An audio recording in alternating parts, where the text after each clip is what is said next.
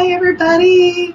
I am so excited to have you join us today. My good friend, Dr. Scott, who is the COO and Director of Education at the American Institute of Personal Injury.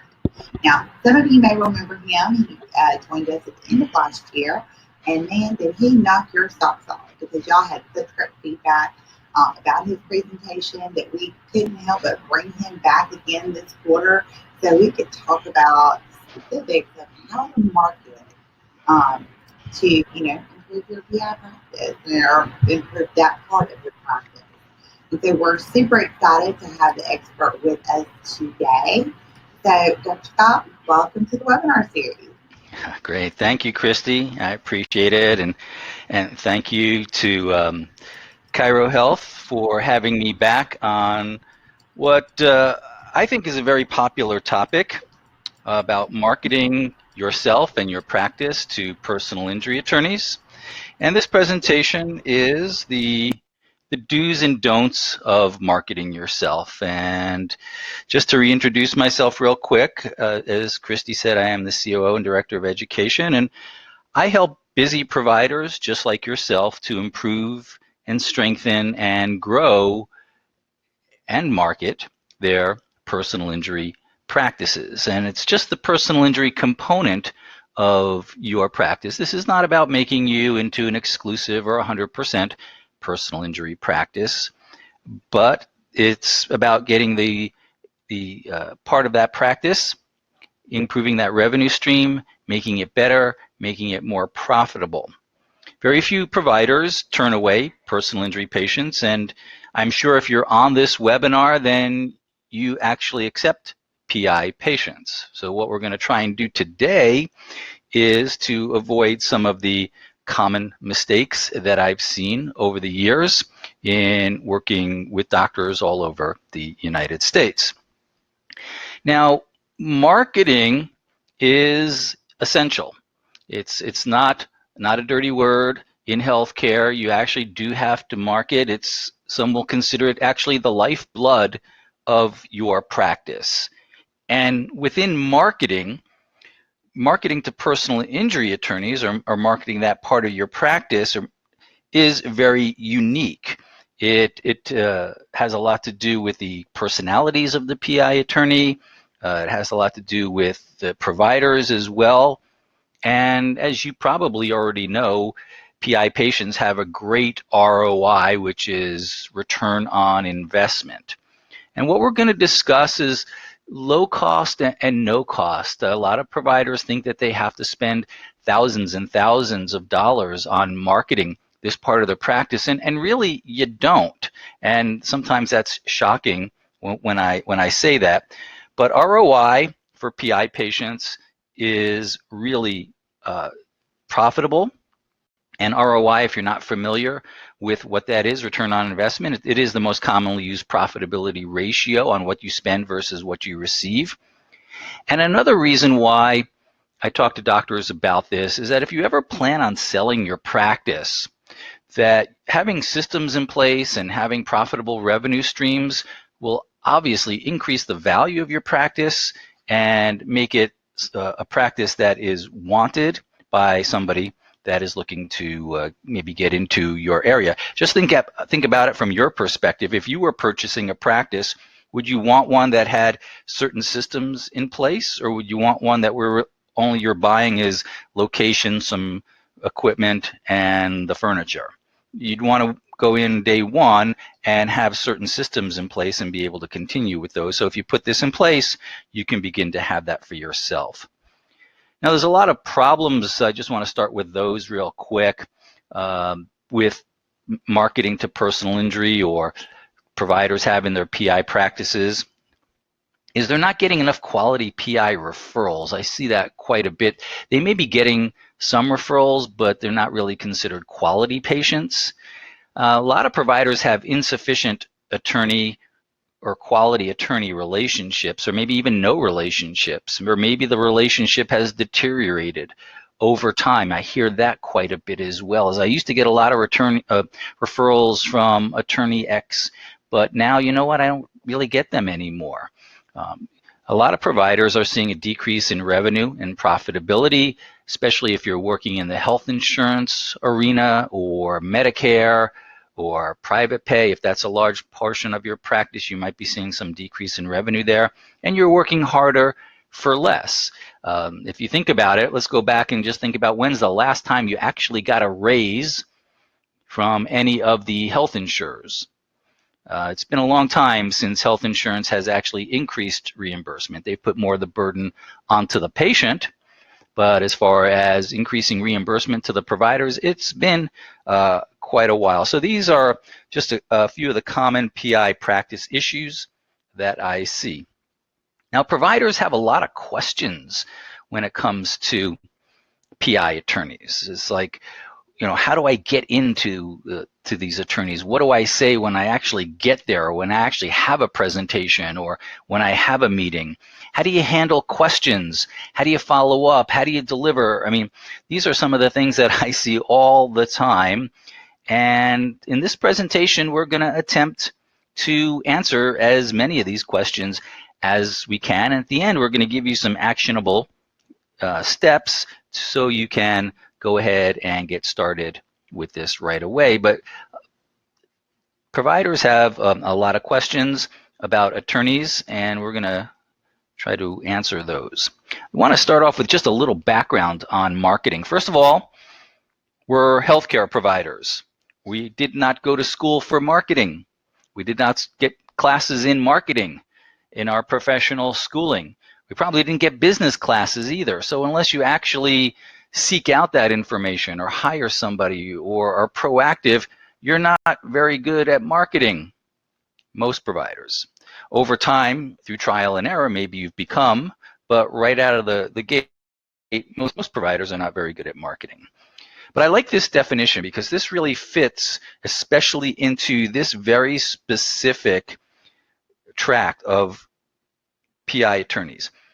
The aim of marketing is to know and understand the customer. That's the actual quote. But the customer in this case is the attorney. So the aim of marketing is to know and understand the customer, the attorney, so well that the product or service, which is basically you, yourself, and your practice, fits him or her and sells itself. If you can understand that right there, that is the key to marketing to personal injury attorneys. So if you know exactly what it is that they need and want, and they are your customer, especially when you're soliciting them and marketing to them, and what you do fits them, and you are so unique that they have to use you over everybody else that they're working with, that is what marketing is all about. I really like that definition. I think it hits home on the specific topic that we're talking about today. Also, the 3 M's of marketing. Marketing, we just gave you a definition of. Marketable, being in good demand or saleable. We like to make providers marketable. When you approach attorneys, you should at least have some marketability and an attractiveness to potential clients. The clients, again, being the PI attorney. So there's really three M's, if you will: marketing, the actual process, being marketable, and having marketability. Now, many of you and many providers over the years have tried to market to PI attorneys, and so many have really succeeded to the level that they think they should have, right? Let's think about this for example. Does this feel like you? You've had a meeting with a PI attorney, you think it went well, everything was really good, you kind of had a little chemistry going on there, you said, let's do some business together, and then nothing ever happened. That is, again, a very common problem.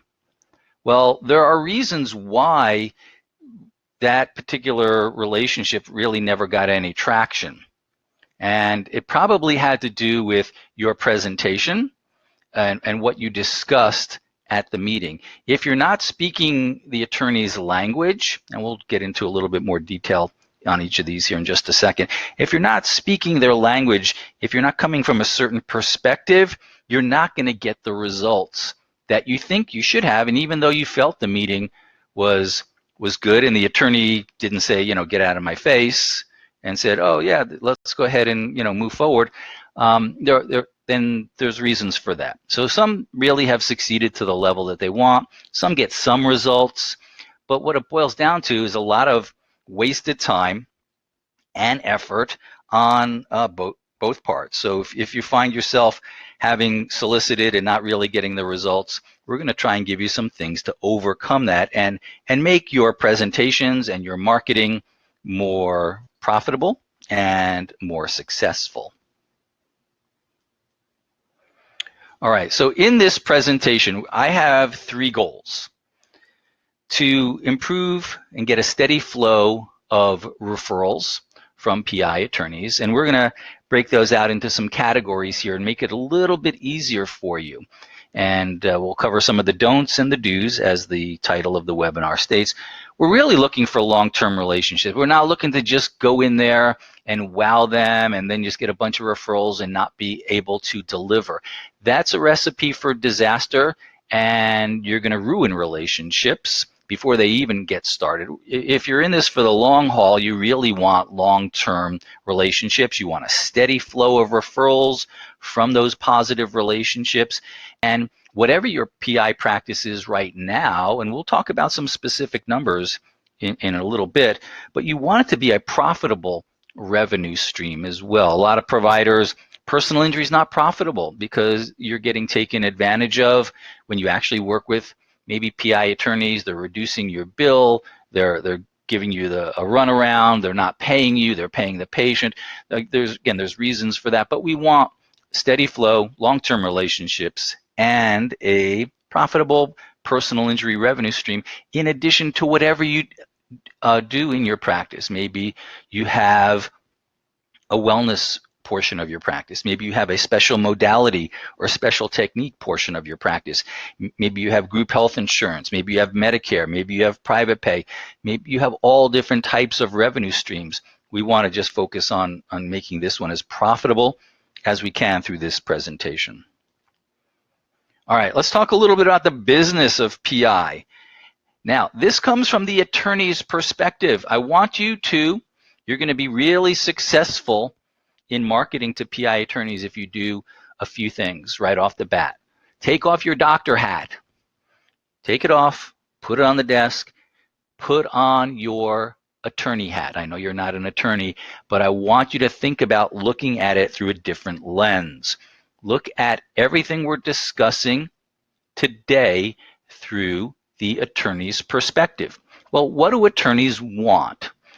If I'm an attorney and I'm referring to a provider, there's a few things that I want to be able to do when I work with that particular provider. Obviously, I need to get the client's care. If a new PI patient comes into me and I'm the attorney, they're sitting across the desk and they're explaining to me all of their injuries, what happened in the accident, all the parameters that are associated with their injury. Okay, so then we need to go get them some providers. We need to get their injuries taken care of. So we need access to providers, and we need quick access as well.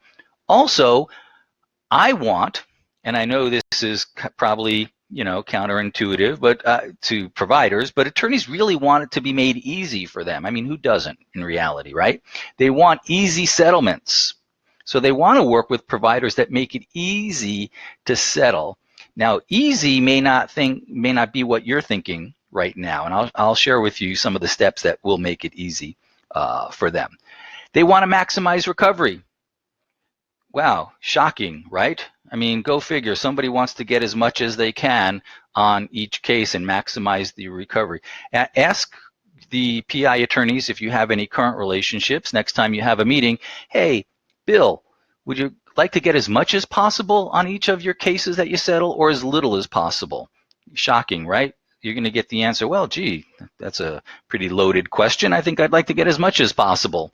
Well, we want to be able to think about that and maximize the recovery for them and help them in that process. And make their clients whole, which means getting the care that they need and getting them compensated for their injuries.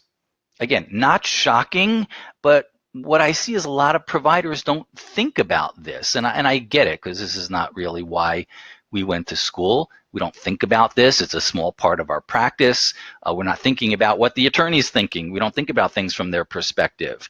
But if you can begin to start seeing it through that lens, that will begin to make you a little bit more successful. And guess what? Automatically, you're going to start developing your marketing along those lines. And we'll give you specifics, but there's a lot of options as well. So you may take what we present here today and expand on it. That's something that you can do. But think about getting the clients the care that they need, easy settlements, maximizing recovery, and making their clients whole. All right, so let's go ahead and start.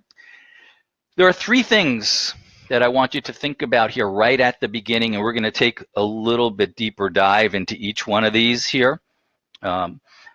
Identify the right attorneys. This is a huge mistake when it comes to the do's and don'ts.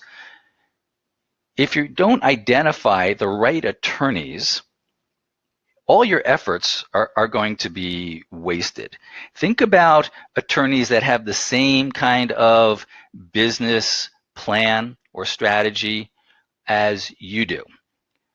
And you may not know, but if you can identify what their business plan and what their strategies are until you actually meet them, but once you meet them, you want to kind of align yourself and find the ones that do resonate with you and kind of work with those. The other thing I recommend is to create an attorney profile. And we'll talk about, again, that in a little bit more in detail. And then finally, I don't know if any one of you are familiar with this acronym called WIFM, WIIFM. And that stands for What's in It for Me. And the me in this scenario is the attorney, not you. And each one of these is a huge mistake that providers make. When you went to your meeting with the last attorney, did you come from the me as the provider perspective, or did you come from the me as the attorney perspective? If you came from the attorney perspective, then I'm sure your meeting was a little bit more successful than the me perspective. So WIFM is what's in it for me, and the me is the attorney. Think about what it is that they need and want, and how you can give that to them in a manner that, like we just discussed, will help to make for easy settlements, maximize recovery, and make their clients whole. So let's take a little closer look at each of these 3, and then we'll get into even some more things here in just a second. Identify the right fit or the right attorneys. Not every attorney is going to be right for you. You'll save yourself a lot of time and effort if you can do this before you actively attempt to market to a particular attorney. And what we do, and what our clients do and our providers do that we work with, we help them to identify and work with either small firms, attorney firms, medium-sized firms, and large firms. And we break them into 3 groups for a reason, because each one of those groups has a specific way of marketing. Each one of them has advantages and disadvantages, and so you kind of have to figure out, well, which one is for you. So let's think about for a second here the small firms, or what sometimes I like to call the boutique firms. Well, some of the advantages are that, well, that every case is valuable for them. They don't see a lot of cases. So every client that they accept is valuable. It's income. It's really important to them. And they work their cases a little bit harder with that in mind. Now, one of the disadvantages, and there's other advantages as well, but one of the disadvantages to working with a small firm is they may not have clients on a regular basis to supply. So if you're looking for referrals from a small firm, you may not get as many as you think. But that's not so bad. I mean, if you have unattached clients and you send them to a small firm, those are pretty much going to be taken really good care of. So you do want a certain amount of small or boutique type firms. Let's take a look at medium size firms where these sometimes do some advertising, a little bit of advertising. They have multiple attorneys as opposed to a small firm that maybe has one or two attorneys. These can be at least begin to supply some patients, so you can have that referral relationship. They do work their cases for the most part, and they can also be litigators as well as what I call negotiators. And so you may have to wait a little bit if they litigate cases, which means take them to court, because that takes a little bit longer to settle. And then, of course, we have the large firms, right? And everybody knows the big firms in their office or in their area because they're in your face all day long, right? They're on TV, they're on sides of buses, they're on billboards, they're on the radio, they're all over the place. And so every provider gets those large attorney firms right in their face. But they also come with some advantages and disadvantages. And obviously the advantage would be, well, I see them on TV, they must be getting a ton of cases. That would be a great place to start. Well, it may not be the right business fit for you if you're maybe a small practice.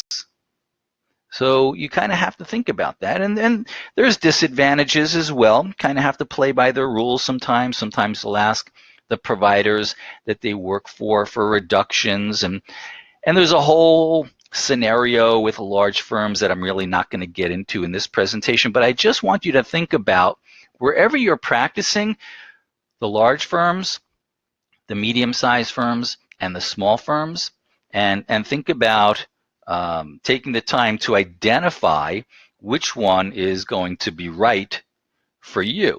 And I'll be honest with you, they're not all right for you. And even within those three subcategories, you're going to have ones that are right and ones that are not right as well. So do take your time. Now, earlier we talked about an attorney profile as being part of your marketing process. Well, why should we even do an attorney profile? And first of all, this is a critical step that providers just totally don't even think about when they're marketing or they're soliciting or they're in a presentation or a meeting and they finally get that meeting. Well, why do we want that profile? Is because each attorney handles cases differently. Just like every provider that's on this webinar treats and manages patients differently, attorneys do the same thing. So here's a scenario, right? You actually solicit an attorney, you have a marketing meeting, or you're marketing to them, and you actually get a referral. But unfortunately, that referral may be 2 or 3 months after your initial contact. Well, if you didn't write down or you didn't ask certain questions, well, how are you going to be able to deliver a consistent work product that this particular attorney likes to use to settle their cases? You're not going to be able to remember. So that's why creating a document or an attorney profile and asking questions at your meeting, which shows professionalism, by the way. Asking, it's almost like an interview when you have a presentation or a meeting. You do your presentation, and then you ask questions about what they like or what they don't like, and you can then follow up and see if this is a good fit. It creates a dialogue at your meeting. So how many years of pre-accident medical records would you like me to get? How do you like to handle this? How do you like to handle that? And you'll get different answers. If you attempt to keep this in your head, I can tell you it's going to be a problem, because if it's a long time between that attorney contact and then the actual referral, the attorney's going to open up that patient file after you release them and go, I told the doctor I wanted this done or that done, or they told me they can do this. You may never get another referral again. So that could be another reason why your previous meetings haven't been as successful, because you weren't able to deliver on what was discussed at the meeting. So It creates dialogue. It displays professionalism, like you actually know something about personal injury when you're asking very specific questions about how the attorney likes to handle their cases. It's certainly going to increase your chances for success and the ability to create that long-term relationship. And it creates a consistent work end product, which means when you're working with attorney X, this is what they need and want, and this is what we're going to deliver. When we work with attorney Y, this is what they need and want, and this is what we're going to deliver. So not all attorneys are the same, and that's a huge mistake that providers make all day long. I can't tell you how many relationships sour just because providers can't deliver or can't remember or didn't create what we call at AIPIP an attorney profile. Now, you may have seen this in some of the advertising, think like an attorney, but don't be one. Well, that kind of falls into the whole WIFM thing, right? What's in it for me? If you ask attorneys and you actually get to market to attorneys and you actually get a meeting or a presentation, part of the dialogue is, what are some of the issues that you have with the providers that you're currently working with? I can almost guarantee that in some fashion, in some way, it's going to be these three right here. Attorneys, and this is the complaints that they have from providers. Now, of course, through a provider lens, you're going, hey, this is no problem. Overtreatment? What, are you kidding me? Under documentation? I'm like stuck in documentation all day long. Poor case management? I'm an excellent case manager. But from the attorney's perspective, it's just the opposite. They see so much overtreatment on their clients. They see way, way, way too much under documentation or not documenting specifically for PI or for the evaluation software or what they need to present to the carrier for settlement, and poor case management. And lastly, they want an attempt at reciprocity. So you have to have patience to give.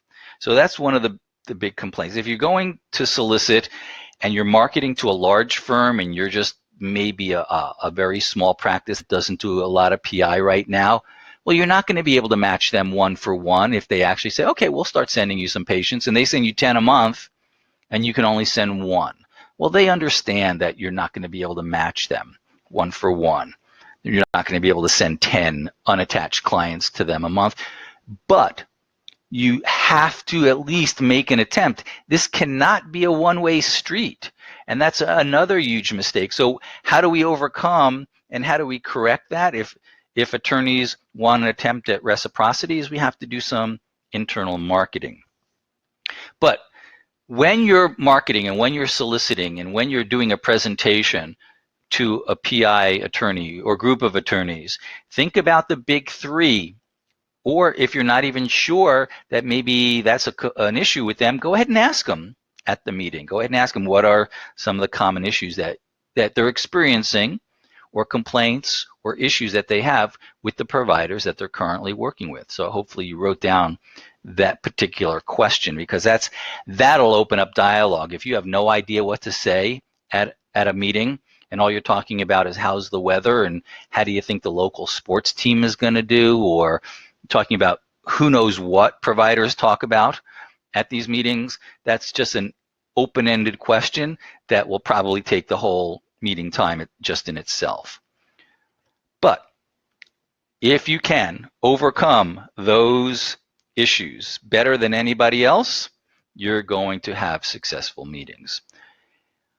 And as I mentioned, you have to be able to give to get. So if attorneys want reciprocity, guess what? You just can't sit back and go, well, I don't get a lot of new PIs from my patient base.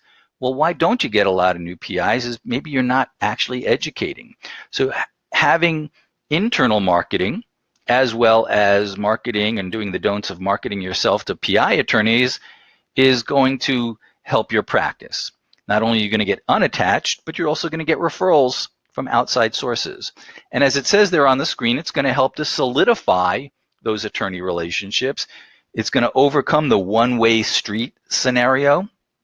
And it's really, really important if you want any chance to have long-term sustainability and viability. Unless you are a personal injury guru, and the attorney does not care because they're just so happy to get all of their clients or the clients that are in your area to somebody who truly understands personal injury, which by the way is very, very rare, you're going to have to be able to give in order to get. All right, time is money. When we finally get to our attorneys, we have to impress them. We have to speak their language, and we have to deliver on a consistent basis. Now, what does that mean? We have to impress them, and we'll give you some specific examples here as well. We have to impress them that we know what we're doing in personal injury. We're just not soliciting them because, you know, PI seems like a good thing, but I'm not really sure what I'm doing in personal injury, but I'm good at treating headaches and neck pain, so it seems like a logical choice. That's not going to be really impressive. You have to speak their language. What is it that they need and want for their cases? And this is the hardest part, this last one right here. And providers, this is another huge mistake. I keep talking about mistakes, but I see it all day long, is that they're not able to deliver consistently. They overpromise and underdeliver.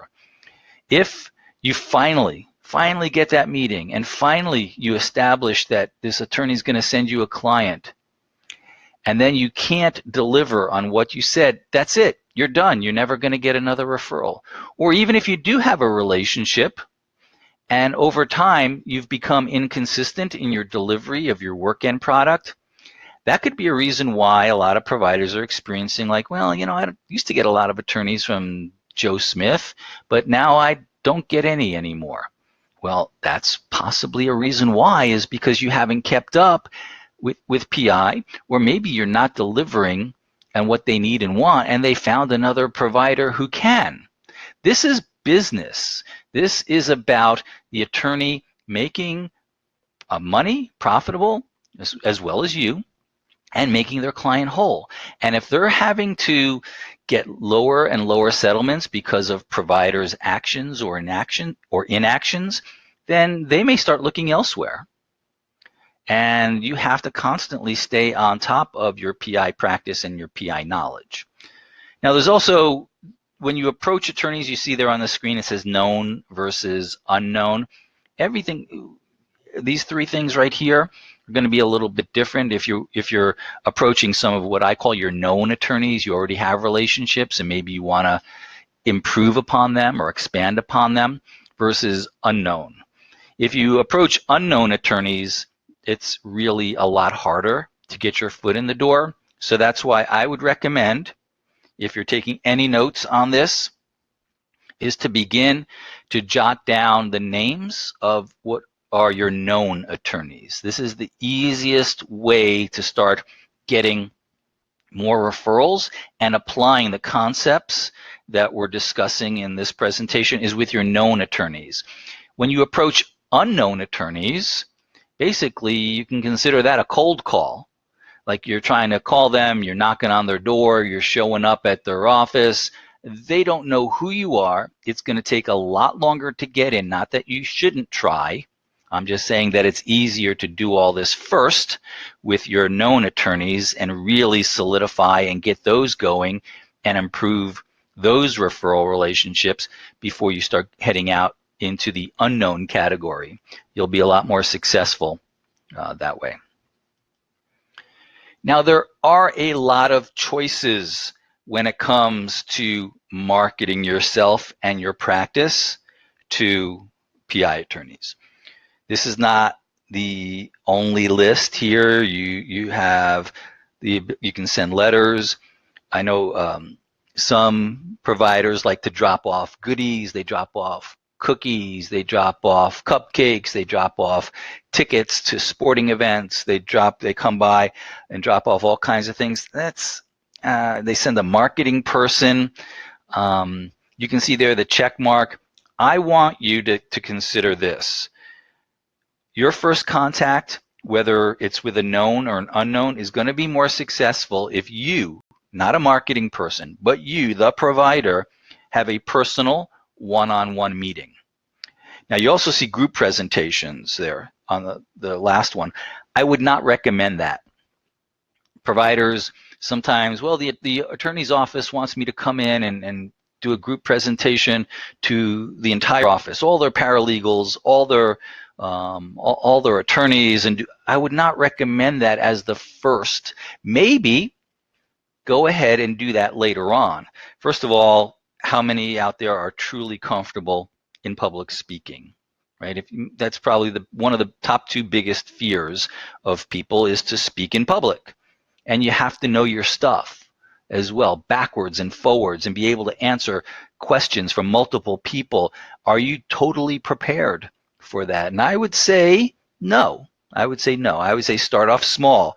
Get a personal, your goal throughout this process here of marketing is to get a personal one-on-one meeting with an attorney in the firm. The higher up, obviously, the better, but you'll take whatever you can get if it's a brand new firm that you've never worked with. So our whole focus here is to try and get you a one-on-one meeting with somebody in the firm. All right, let's talk about the don'ts. When you finally get a meeting, or you're actually able to do a presentation, and there's a lot of different variables for meetings, by the way.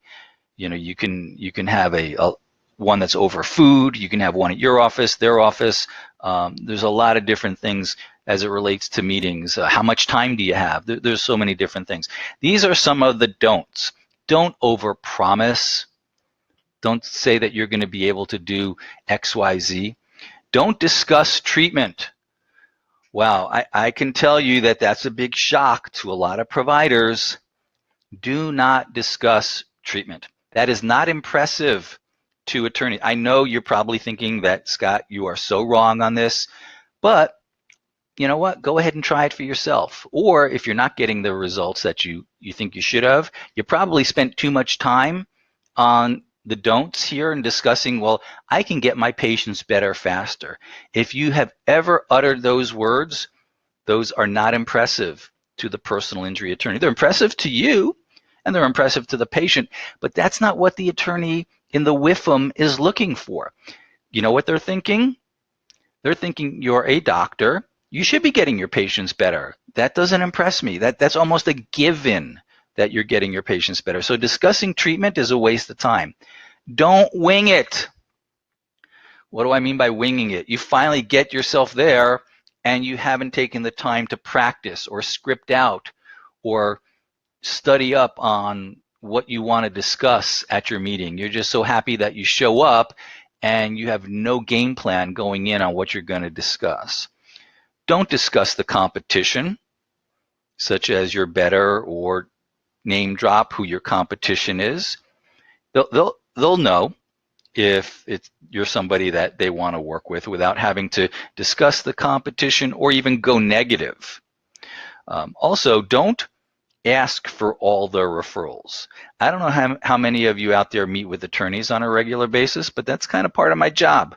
You know, I deal with attorneys and we have different conversations than a treating provider would have with an attorney, because I speak with them on a different level. But they share these stories with me and I've seen them myself, but they'll say, you know, I met with this provider and they literally asked me to refer all of my unattached clients to them. You know how many they're going to now refer when somebody asks that is 0. So everything that I'm telling you is actual practical. It's not theoretical. These are things that actually have been done. Don't send a marketing person. Remember, this is you. The first ultimately, if you have a marketing person or you want to hire a marketing person down the road, great, fantastic. I hope your PI practice explodes and you have to hire somebody. But initially, it should be you. Don't expect. Also, sometimes don't expect one contact with an attorney firm, especially on the unknowns, to get you in the door. Some in marketing will say it takes 5 contacts to actually get you an opportunity. So don't expect that one is going to get you in the door. Don't forget to follow up This is a big mistake. You meet the attorney, everything goes well, and you just assume that you're going to get a referral. Well, no, you got to stay in front of them, out of sight, out of mind. So make sure you set up, and we'll discuss this here in just a little bit further, an email campaign or a phone call here and there, or set up a calendar so you follow up with all of your attorneys. Otherwise, they go back to their office and they go back to their routine, just like you go back to your routine, and they forget all about you. And when that client comes in, it's out of sight, out of mind. They're going to send them to the other provider or providers that they're working with and forget about this new fantastic doctor that they just met at lunch who told them all the good stuff that they can do for them. And also, don't cost them money. Don't give them poor documentation, poor management, over treatment, incredibly high bills that are not really supported. So those are a bunch of don'ts. And if you're not getting the results, and you could probably add your own to this, right?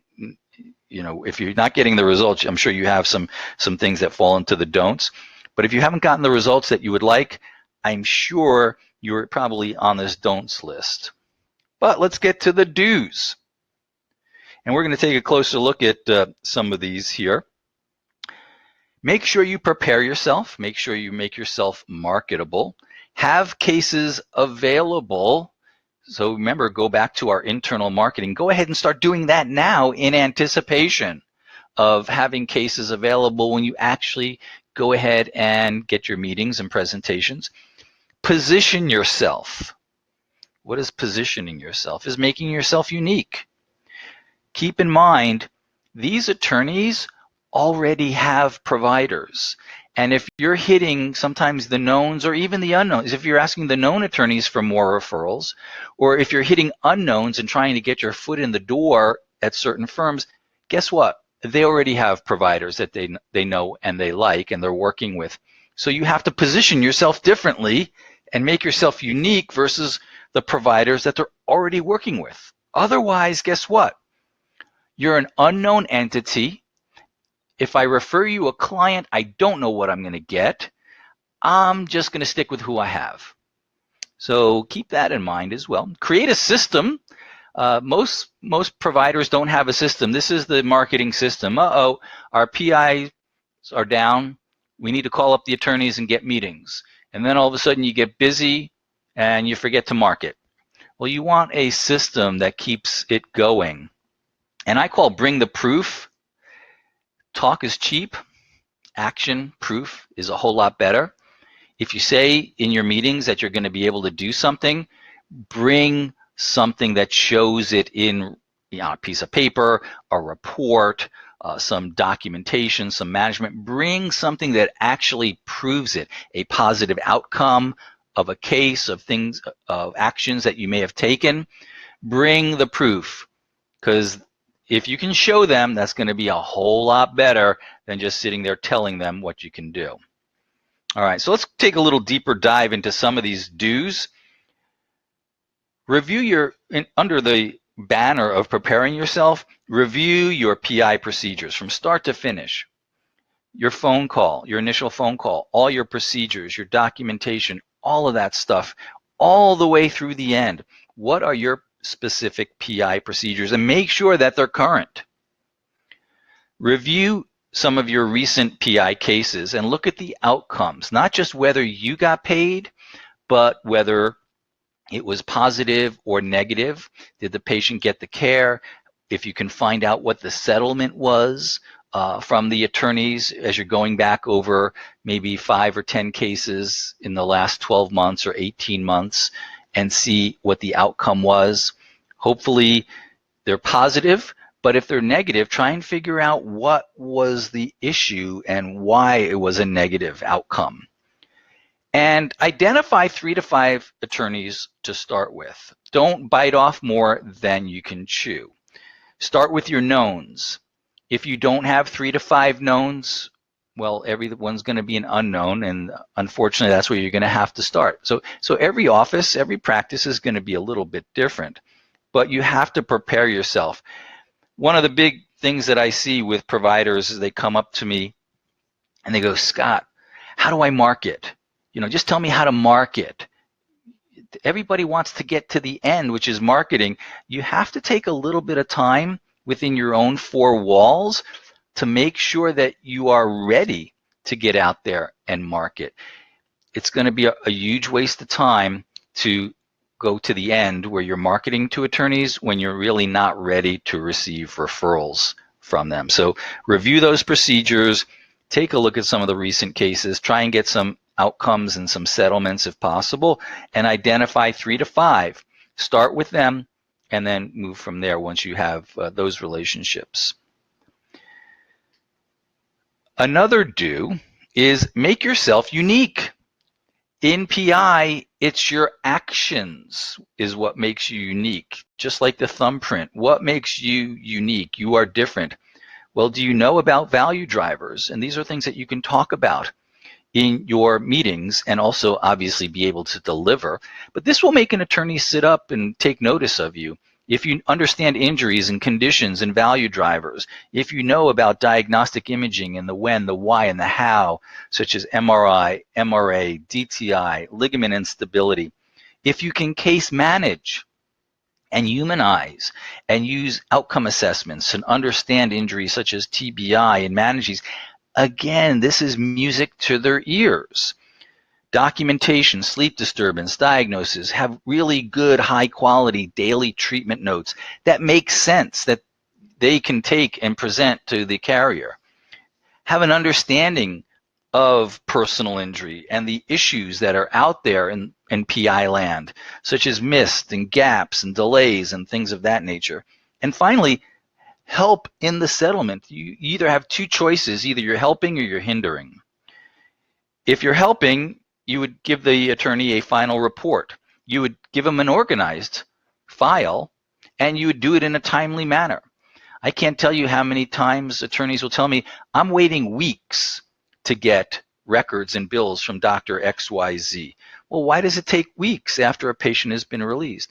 Well, what the attorneys don't know, but you and I know, is a lot of providers, that's when they start doing the notes, is after the patient is released, which of course is a big no-no, but that's why it shouldn't take weeks. And the longer that the money and the notes and everything sits in your computer, it's costing the attorney money because they can't settle without getting bills and records from all the providers. So again, you're either helping or you're hindering. If some of this, you have no idea what's going on this screen, then you may not be ready to market to personal injury attorneys just yet until this happens. Notice there's nothing on here about treatment. There's nothing on here about adjusting. There's nothing on here about physical therapy. There's nothing on here about active care. This is all your unique PI-related actions. And think about the WIFM again. This is what an attorney will need and want in order to settle cases for maximum recovery, make their clients whole, and make it easy for them. And then create a system. Systemize your marketing from your contacting of attorneys.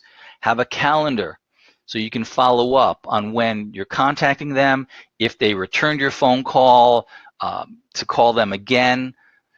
When you have your meeting, after the meeting, to calendar a follow-up such as emails. Make sure that you script everything.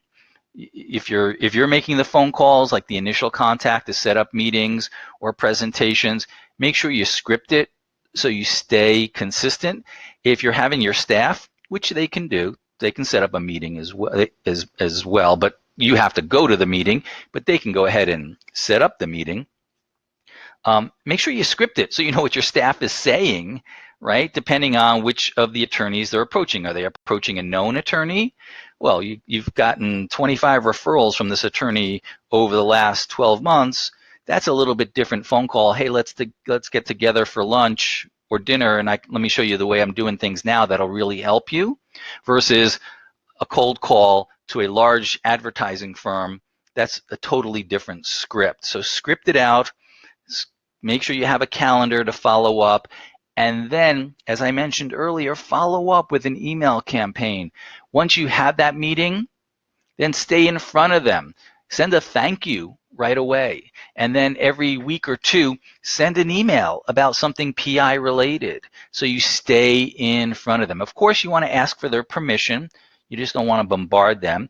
But at the meeting, if you think it went well and you want to pursue this, hey, would you mind if I sent you something PI related every couple of weeks just to kind of let you know what we're doing in our office? Most attorneys are going to say, fine. So make sure that you follow up. These are huge mistakes that providers will make. All right, we're coming to the end here. So this is quite a bit of work, but is it going to be worth it for you? I don't know, but I can share with you some numbers. If you have a pen and paper, let's go ahead and crunch some numbers here to decide, you know what, this makes sense, and I'm going to go forward and actually start doing this, or you know what, yeah, it doesn't make sense to me. So under average PI case value, what is the average value of every PI that you have? Go ahead and guesstimate. I'm just going to use round numbers here from what I think. So I would put down, I would say an average $4,500. Every new PI case that comes in for the average provider is about $4,500. That's a pretty good case value.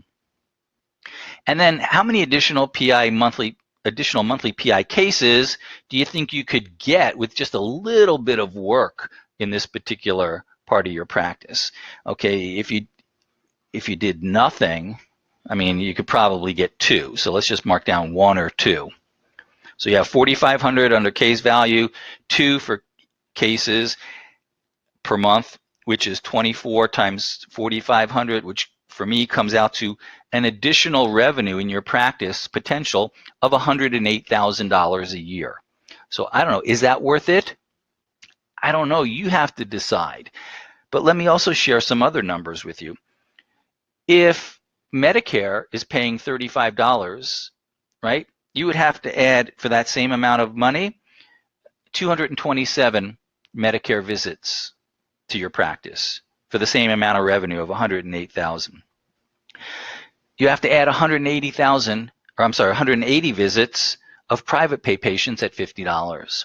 138 visits of group health insurance if the total reimbursement between insurance and copay was $65. You have to determine if you want to work harder or smarter. PI and PI referrals are very lucrative.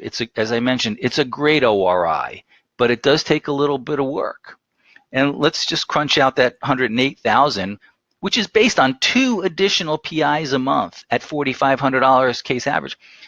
If you stay in practice for 5 years, 108 times 5 is over $500,000. If you're in practice another 10 years, 108 times 10 is over $1 million. I don't know. Is that worth it? That's up to you. But these are the steps, and these are the do's and don'ts that will and can literally change your practice. All right.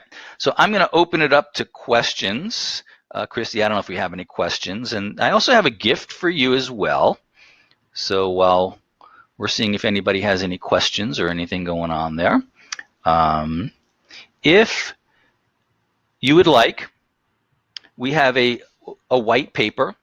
It's an overview of what we like to call at AIPIP, the 5 Ps of marketing to personal injury attorneys. If you'd like to receive that, it's going to give you some ideas for marketing and creating a system.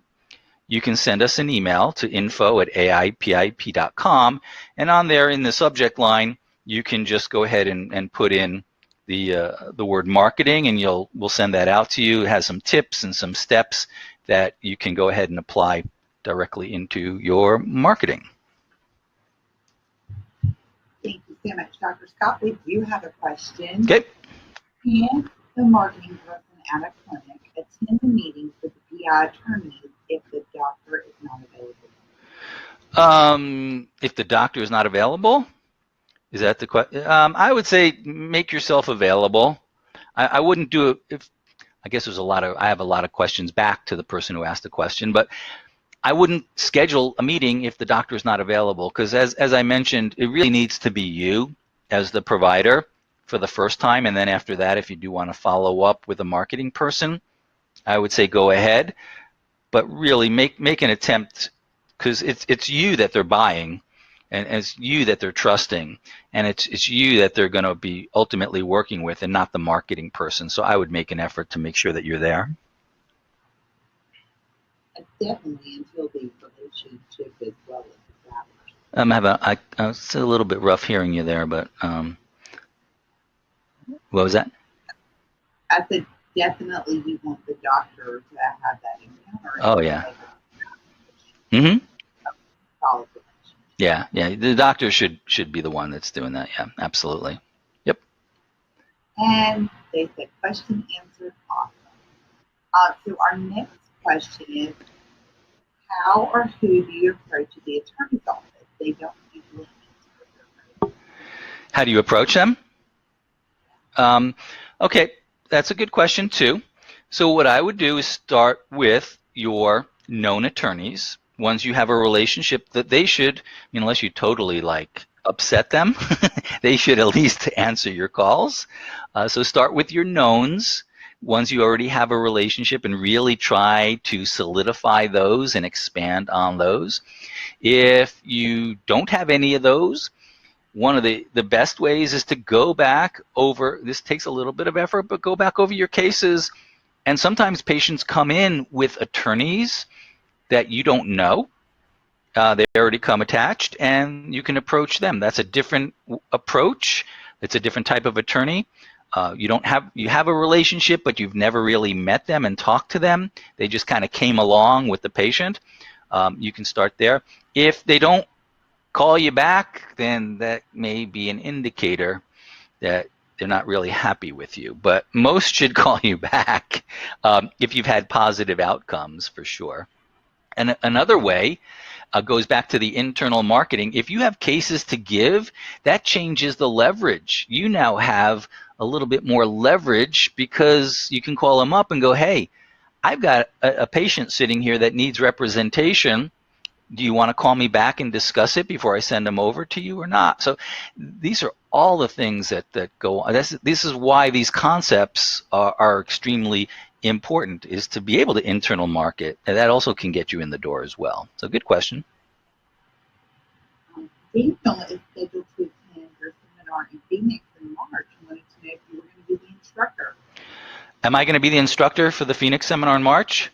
Is that the question? Yes, I will be. You will get 8 hours of me.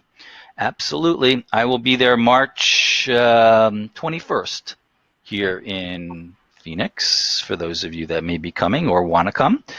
Yeah. Well, it sounds like you and Daniel are going to have a lot of fun. Laura wants to know if it's okay to send educational materials to a firm once the relationship has been established. To give out educational materials to the attorneys?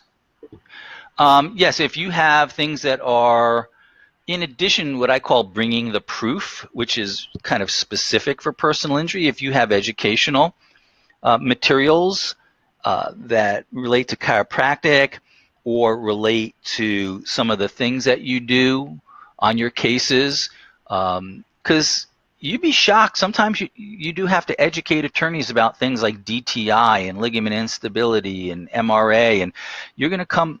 Every attorney is so unique and different that when you have a meeting, you're going to get a feel for whether they are up to date or they're just kind of stuck in their ways. So yeah, bringing educational materials and showing how it's going to, coming again from the benefits perspective, when you're presenting that, that'll be helpful. Sure, absolutely. Good question. And last question. If you are new to an area, how do you go about meeting those lawyers? Is it a bad idea to just stop at the office instead of calling them? It's not a bad thing to stop at the office. It's probably better to try and call to make an appointment, but you can try your luck at just stopping at the office for sure. If you're new in an area, yeah, I mean, you can just kind of go based on location. I would probably start off with medium to small size firms as opposed to hitting some of the larger firms. That's going to be a little bit more difficult. But yeah, there's a lot of ways to get in, calling or showing up, or always sending a patient or an unattached client is always a great way. So I would do that. if you do stop in Jessica bring food, that is the fastest way to get paid. Mm-hmm. Y'all think about it too. When people bring food to the practice, you're like, I love you, stranger who has something food I should be eating. Absolutely, I'm going to tell the doctor to stop by. Yeah, absolutely. Yep. We're all suckers for food. And when I worked at a law firm in college, it is, um, we always, somebody found time to at least spend a few minutes to Mm-hmm. meet the person and Right. follow the Yeah. person. Well, here's another pearl for those of you that are still on here. You know, if you can't get to the attorney, try and get to a paralegal because they're just almost as powerful in some firms and as the attorney, and they're the ones that are also making some of the referrals as well. And a paralegal does a lot of work, and if you make their life easier and helpful, they're going to want to send clients to you. Even maybe the attorney doesn't even make those referrals. So working and talking to paralegals and kind of marketing to them as well, absolutely, you can do that. And I completely agree. Just a reminder, because we are out of time, next week's webinar with Dr. Mark Sana is the power of delegation, making time for you. So make sure that you are registered for that webinar at ChiroHealthUSA.com/webinars. This webinar was recorded. Your link that you used to access today's webinar will give you access to the webinar recording in about 20 to 30 minutes. You can also access all of our archived webinars at ChiroHealthUSA.com/webinars, and the archive link is right down the right hand side. You can search by topic, speaker. You can even go in date order and look at the webinars we've had for the last couple of years.